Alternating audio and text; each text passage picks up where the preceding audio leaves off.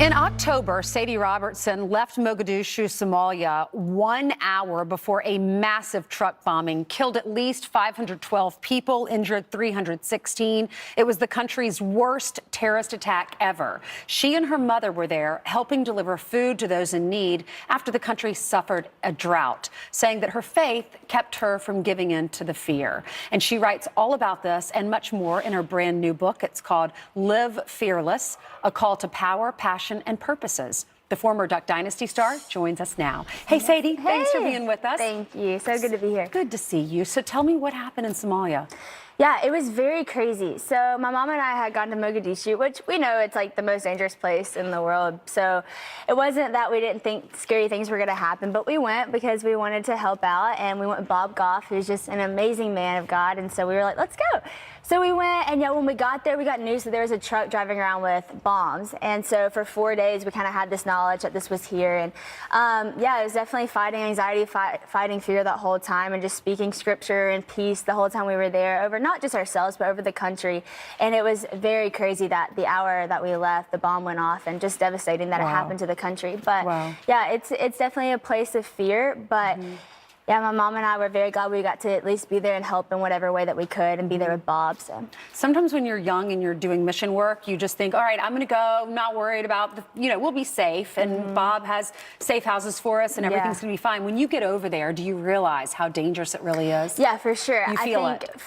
You feel it. It's in the air. But for me too, I think even in this book I wrote so much about, it's not that things aren't scary. It's about even whenever things are scary, to still go into it, and you have peace, and you have trust that God is who he says he is. And so it's actually running into those places and being a fearless leader in the face of fear.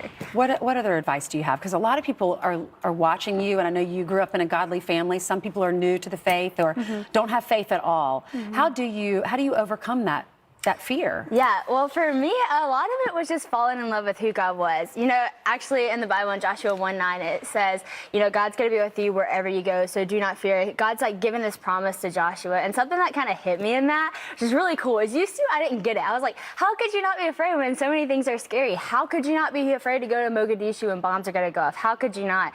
But also in Joshua, right before God tells Joshua that he's going to be with him wherever he goes, so do not fear, he says, have this word on your heart, and have it on your, on your mind, and meditate on it day and night. And when you have that, and when you know who God is, when you know the things he's done, then you wouldn't be afraid. Because if you know he's going to be with you wherever you go, you're going to have peace. And so for me, when I began to love this book, that's when I was able to write this book. And so I just encourage everybody, obviously Live Fearless, and I hope that you learn so much from it, but you're never really going to change by this book. You're going to change by this book, honestly. But you should still read this book. You should still read this book, because this is my journey to freedom. And the cool thing is, through this book, it's not just my journey to freedom, but I really walk it out with you and your journey. And so I'm just really excited to give people a solution, that you don't have to live in anxiety. You don't have to live afraid all the time. You can have peace, and there is freedom available. So I hope people can really walk that out together. Sadie. How old are you? I'm 20. 20 years old. You've written a book, and you're living a life that we all would love to live. So I love